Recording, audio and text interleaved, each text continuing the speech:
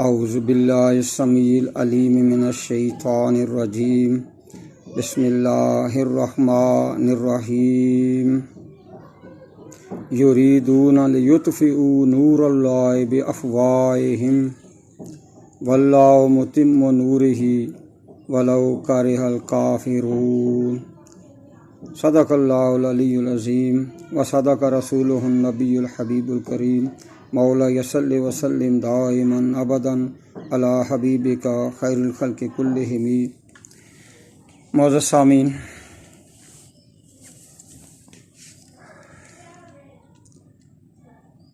اسلام کے راستے میں طرح طرح کی رکاوٹیں، شیطانی قوتیں اور ان قوتوں کے معاونین ڈالتے رہتے ہیں۔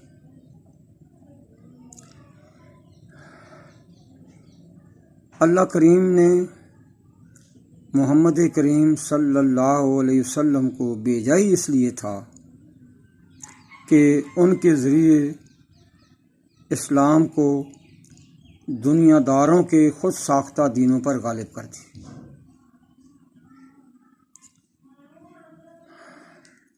هو الذی ارسل رسولہ بالہدی ودین الحق لیظہرہ علی الدین کلہ وکفیٰ باللہ شہیدا۔ تو دینی حق کو غالب کرنے کے لیے اللہ تعالیٰ نے نبی کریم رؤوف الرحیم صلی اللہ علیہ وسلم کو علم، بصیرت، بصارت ساری قوتوں سے لیس کیا تھا،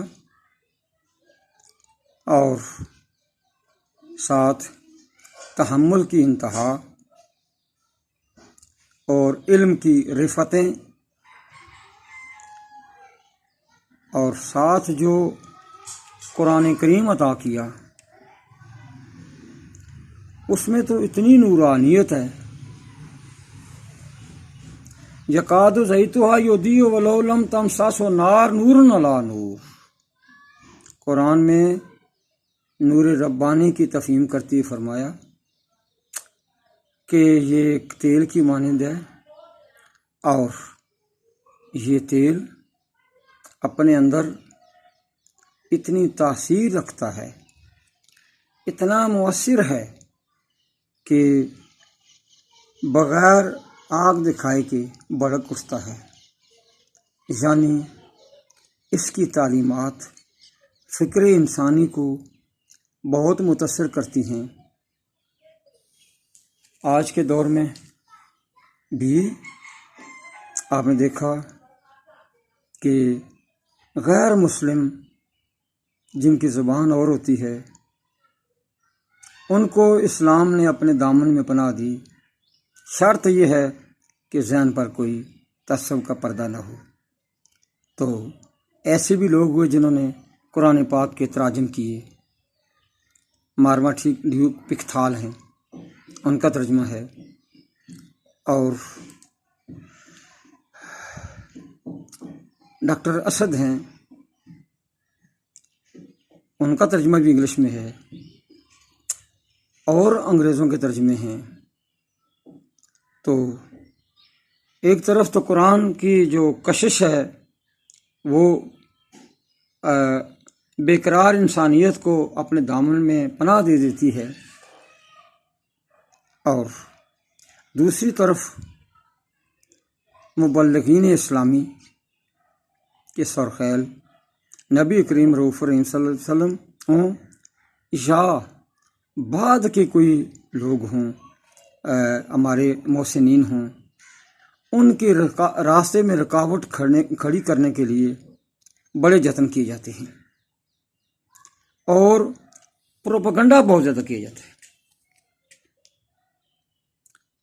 یریدون لیطفئوا نور اللہ بافواہہم، اپنے منہ کے ذریعے، منہ میں کیا ہے؟ منہ سے الفاظ نکلتے ہیں، پروپیگنڈا ہوتا ہے، طرح طرح کے اعتراضات ہوتے ہیں۔ انہوں نے جیسے نبی کریم صلی اللہ علیہ وسلم کے بارے میں کبھی کہا گیا یہ جادوگر ہیں، کبھی کہا گیا یہ شاعر ہیں، کبھی کہا گیا یہ سنی سنائی باتیں کہانیوں کی شکل میں بیان کرتے ہیں، اور جب یہ ساری چیزیں، سارے ان کے جو ہتھکنڈے تھے کفار کے وہ ناکام ہو گئے، اللہ نے فرمایا انک لعلی خلق عظیم، یہ کہنے والے کہتے رہے آپ کا اخلاق بڑا بلند ہے، تو پھر انہوں نے باقاعدہ جنگ کرنی شروع کر دی۔ یعنی دو ہی چیزیں ہوتی ہیں مخالفین کے پاس، یا پروپیگنڈا کرتے ہیں یا خم ٹھوک کر سامنے میدان جنگ میں آ جاتے ہیں، جنگ چھیڑ دیتے ہیں۔ جب وہ پروپیگنڈے میں ناکام ہو گئے پھر جنگوں کا سلسلہ شروع کر دیا، اور یہ چیز ہر دور میں دہرائی جاتی ہے۔ بر صغیر میں اسلام کے نام پر ایک ملک پاکستان کا ہم خوش قسمتوں کو ملا، اور اس کی اسلامیت کو ختم کرنے کے لیے بڑے کوشش کی جاتی ہے۔ کہیں تو یہاں کے ذہین لوگوں کو جو ہے وہ اسکالرشپ کے نام پر باہر بلایا جاتا ہے، وہ ان کی برین واشنگ ہوتی ہے، ان کے ذہنوں میں وہی ماحول بیٹھ جاتا ہے، اور کہیں مسلمانوں کے خلاف پروپیگنڈا کیا جاتا ہے کہ یہ تو بلکہ بادشی ہیں جی، ان میں تو مساوات نہیں ہے، فلاں نہیں ہے، فلاں نہیں ہے، ان میں بڑی سختی ہے۔ خود وہ لوگ بائبل اور انجیل کو، بائبل اور تورات کو چھوڑ چکے ہیں، بے بس ہو چکے ہیں، عہد حاضر کے سوالات کا بائبل تسلی بخش جواب دیتی ہی نہیں ہے، یہی حال ہے تورات کا۔ تو پھر وہ کہیں پیسوں سے خریدنے کی کوشش کرتے ہیں، کہیں پروپیگنڈا کرتے ہیں کہ مسلمان بڑے دقیانوس ہیں۔ آج وہ ان کی پوری کوشش یہی ہے، اس وقت اسلام کے خلاف جنگ ہو رہی ہے، بغیر اعلانیہ جنگ ہو رہی ہے۔ پہلے دور میں توپوں سے، تلواروں سے جنگ ہوتی تھی، ان لوگوں نے آزما لیا کہ مسلمان جان دے دیتے ہیں، قربان ہونے سے باز نہیں آتے، ان کو کوئی لالچ دیا جائے یا ان کے ذہنوں کو پروپیگنڈے کے ذریعے خراب کیا جائے، تو پھر پروپیگنڈے کے ذریعے کہا جاتا ہے یہ تم بے جا سختی کرتے عورت پر، حالانکہ اسلام نے عورت کو جو حقوق دیے ہیں کوئی سوچ بھی نہیں سکتا۔ اس سے پہلے تو عورتوں کو زندہ رہنے کا حق نہیں تھا، زندہ درگور کر دیا جاتا تھا۔ یہی نہیں، بے حیائی پھیلائی جاتی ہے۔ یقین مانیں کہ اتنا زیادہ زور دیا جا رہا ہے بے حیائی پر کہ جس کے سامنے مبلغین اسلام بے بس نظر آتے ہیں، مساجد بھی یہ نہیں جاتے، قرآن کو غور و فکر سے یہ نہیں پڑھتے، اور ان کا جو ان کے مسلمانوں کے خلاف جو پروپیگنڈا ہے وہ عجیب عجیب طریقہ، گویا کہ اتنی شدت سے پروپیگنڈا ہے کہ بدگمان کرنے کے لیے کافی ہے، مسلمانوں کو ان کی تعلیمات سے، ان کی تاریخ سے، ان کی روایات سے بدگمان کرنے کے لیے کافی ہے۔ اور یہی ہے بے افواہہم۔ آج ضرورت اس امر کی ہے کہ ہم اپنے اسلاف کی زندگیوں کو پڑھیں، قرآن کو غور و فکر سے پڑھیں، اور اس نقطۂ نظر سے پڑھیں کہ کوئی پروپیگنڈا ہمیں سیدھے راستے سے ہٹا نہیں سکے گا۔ ہم پورے یقین کے ساتھ قرآن کی ایک ایک آیت پر ایمان لائیں گے، غور و فکر کریں گے، اس کے مطابق ہم زندگی بسر کریں گے، ہمارے بچنے کی ایک ہی یہ ہے۔